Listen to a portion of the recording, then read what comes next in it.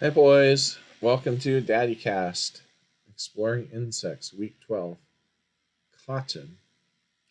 Cotton, the most important of the materials used for our woven fabrics, is furnished by a semi tropical plant called the cotton plant.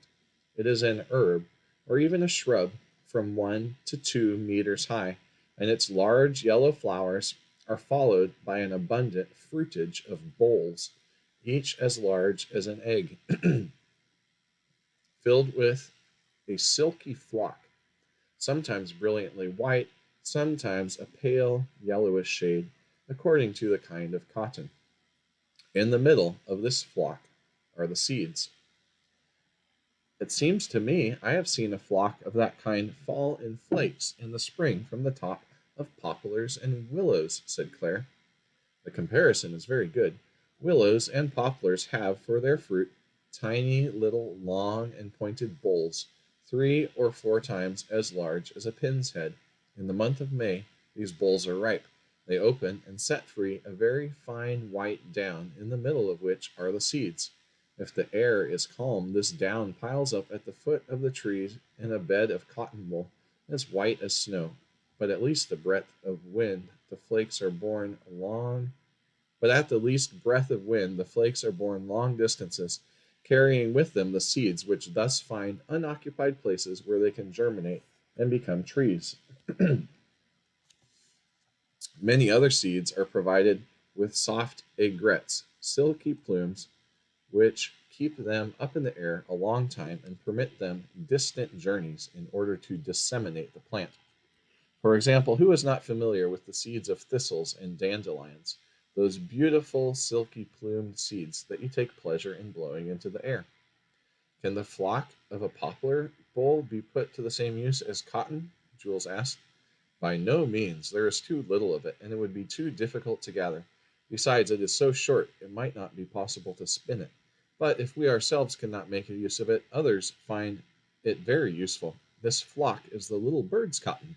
Many gather it to line their nests. The goldfinch, among others, is one of the cleverest of the clever.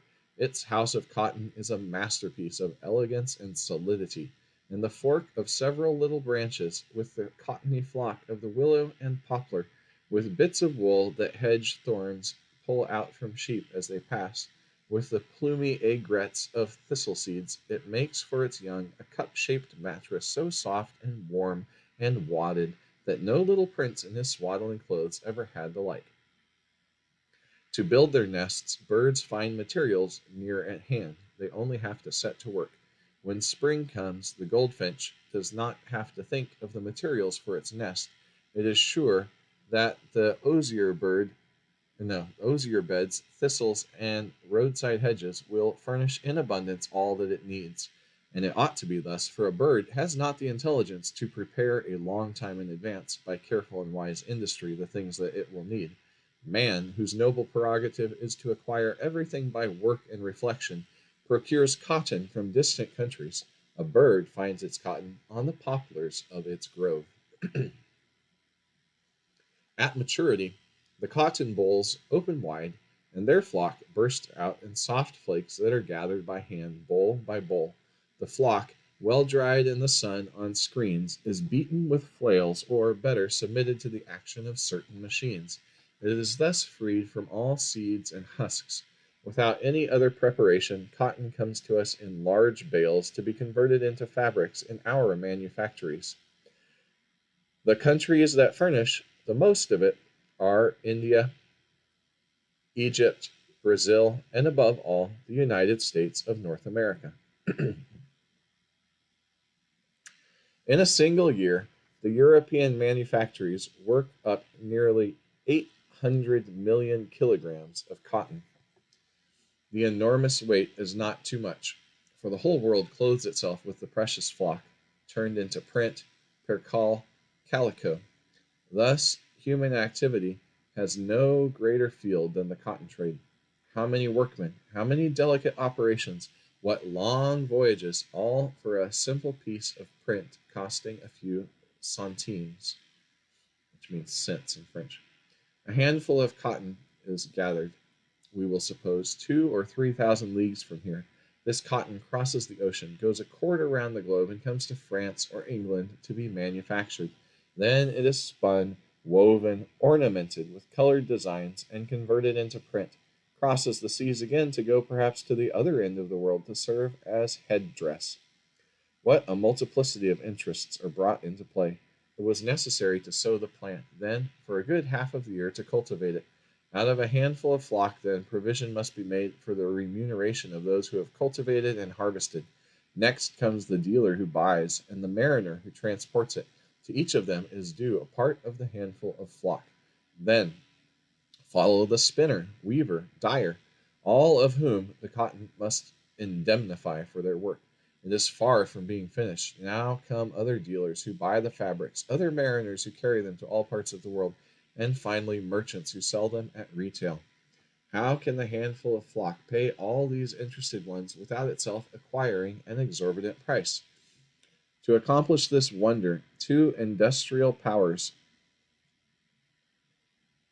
intervene, work on a large scale, and the aid of machinery. You have seen how Ambroisine spins wool on the wheel. The carded wool is first divided into long stalks. One of these locks is into long locks. One of these locks is applied to a hook, which turns rapidly. The hook seizes the wool, and in its rotation, twists the fibers into one thread, which lengthens little by little at the expense of the lock held and regulated by the fingers.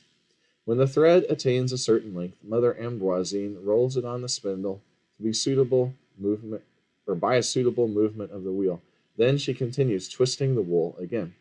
Strictly speaking, cotton could be spun in the same way, but however clever Mother Ambroisine may be, the fabrics made from the thread of her wheel would cost an enormous price on account of the time spent. What then is to be done? A machine is made to spin the cotton. In rooms larger than the biggest church are placed by hundreds of thousands the nicely adjusted machines proper for spinning, with hooks, spindles, and bobbins, and all turn at the same time with a great precision and rapidity that defy watching. The work goes on with noise enough to deafen you. The flock of cotton is seized by thousands and thousands of hooks. The endless threads come and go from one bobbin to another and roll themselves on the spindles. In a few hours, a mountain of cotton is converted into thread, the length of which would go several times around the whole earth.